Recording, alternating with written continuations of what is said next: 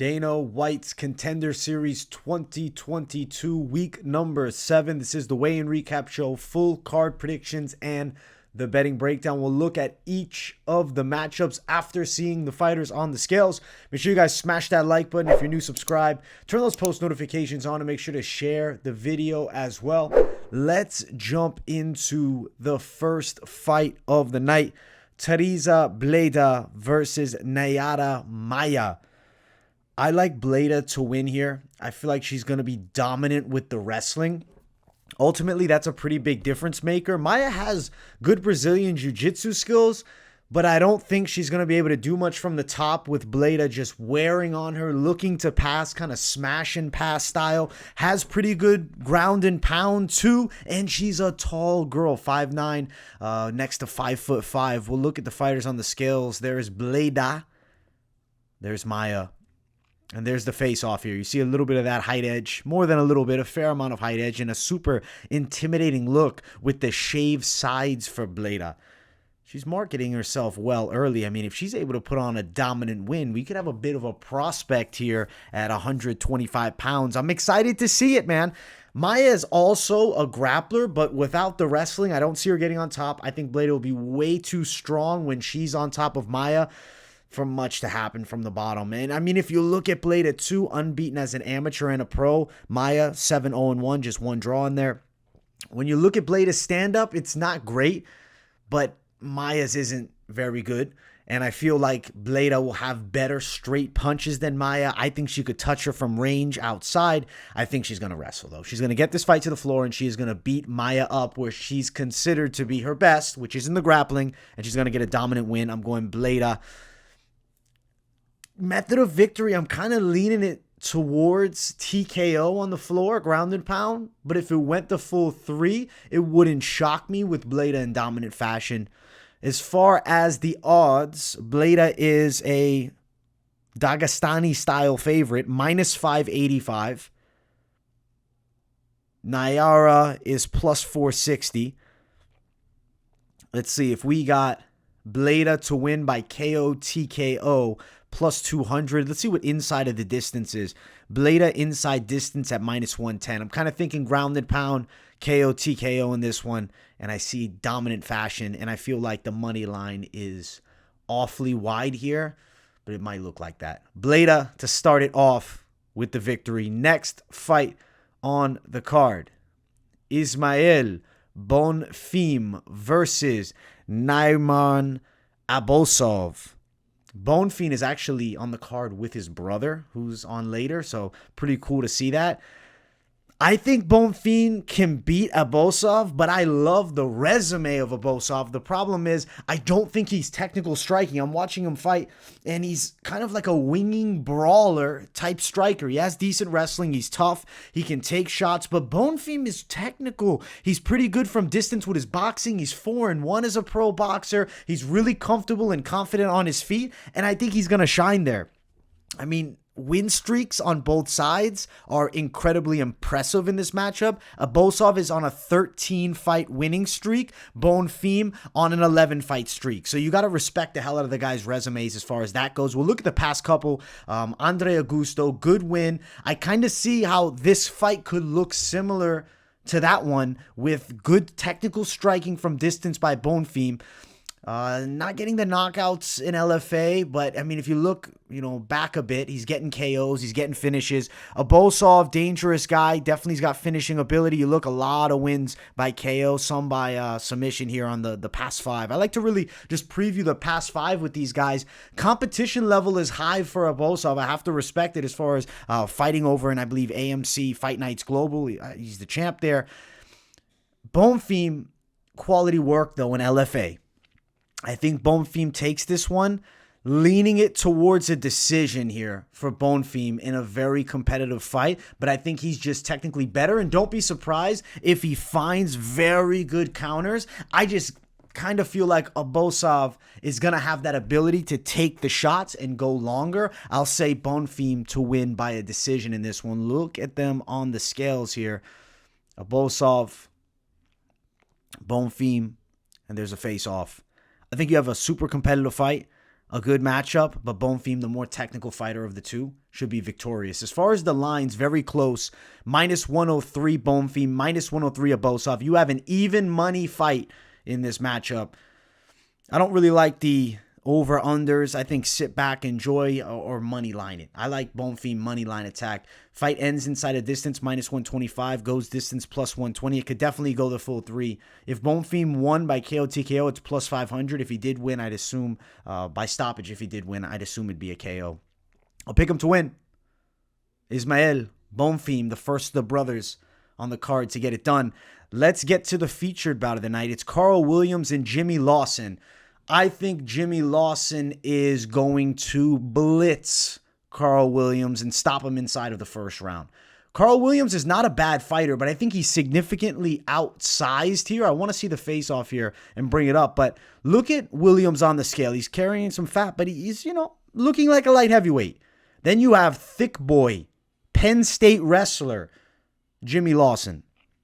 And there's the face-off. You see a little bit of the height edge towards the natural light heavyweight Karl Williams, but I think that Lawson's power is going to be a problem and his takedowns will be real here. I know Karl Williams does have a pretty decent MMA wrestling game, but I think Lawson will have success. He's going to look to start really fast and get a blitz KO TKO. I do think he could get one. I don't think it's going to be in the first 30 seconds. I know I kind of sold it like we're looking at Vitor, Belfort, Vanderlei Silva. Not necessarily. I could see Lawson working good ground and pound from the top and getting a KO TKO from there. Karl Williams is decent with his straight punches from range. I do think the chin is going to be there to get hit.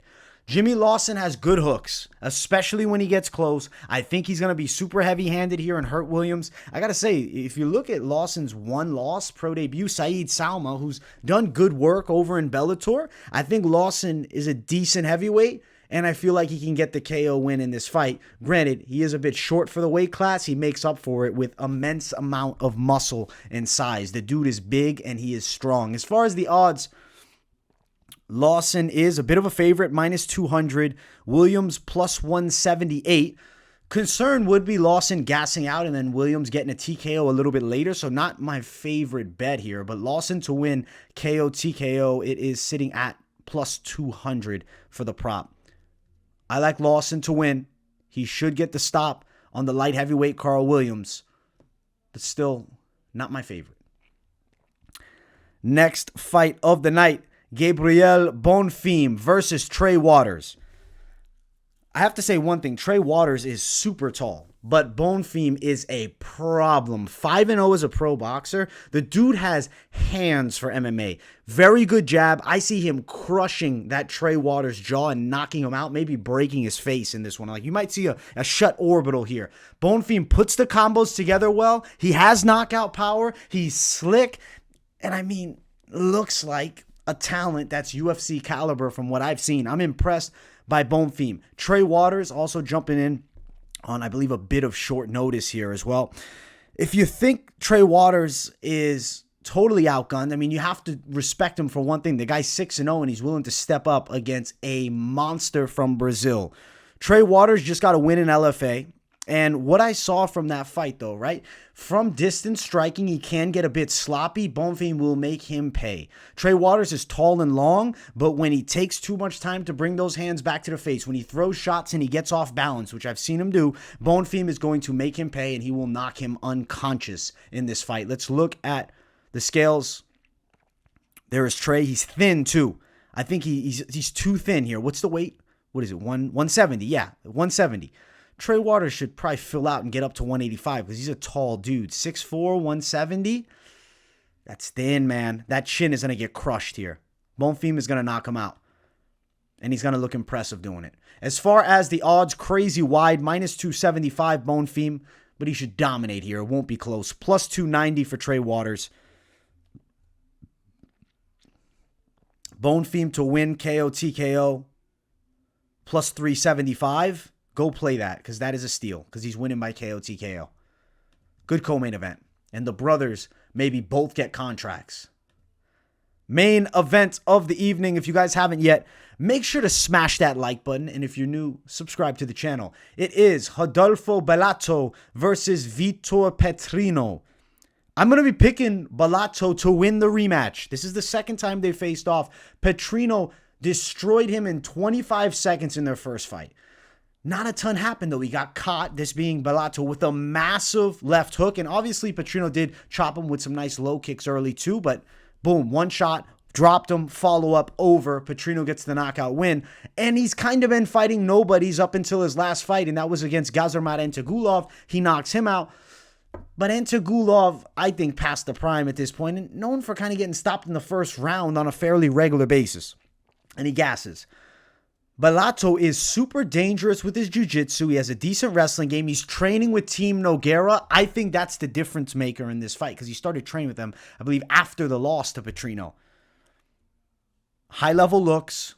The stand-up game favors Petrino. But when it goes to the floor, I think Bellato will drag him into the deep waters. He'll out-wrestle him. He's going to look to get this fight to the ground early because he's got to be, conscientious of last time he got flatlined in one shot. Bellato could get knocked out again. It's not impossible. A clean shot lands and knocks him out. But I think Bellato is a very live underdog here, and I feel like he's going to win the fight by submission, potentially a rear naked choke because he's nasty on the floor with his submission game. We'll look at the scales here. There is Bellato in incredible shape. There is Petrino looking in great shape as well. And there is the rematch face-off. You see that intense look in the eyes here.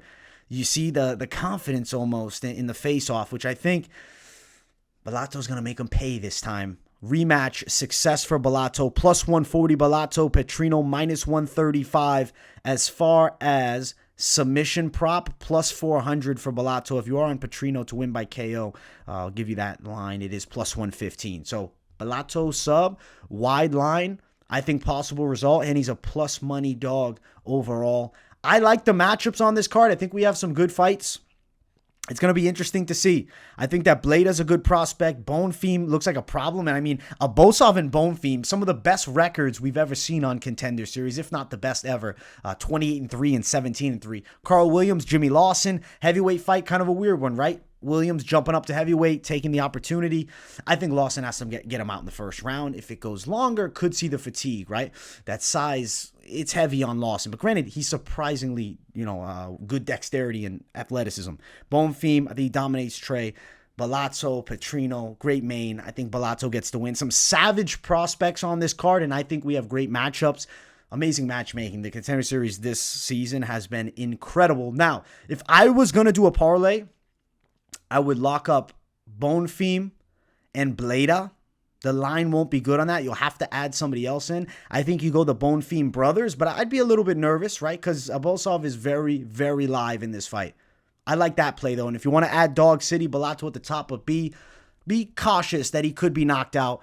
Jimmy Lawson could be a play, but could be a concern is if the fight gets into the later stages, he gasses a bit, Williams starts touching him up from range, but we are riding Lawson for the win. Overall, enjoyable card coming at us for the Contender Series tomorrow. Make sure to smash that like button if you're new. Subscribe to the channel. Make sure to share the video as well and drop a W in the chat. Even if you don't have anything to say, comment on the video. If you do have anything to say, though, let me know what you think of the picks. Much love, my people, and I will see you all in the next one.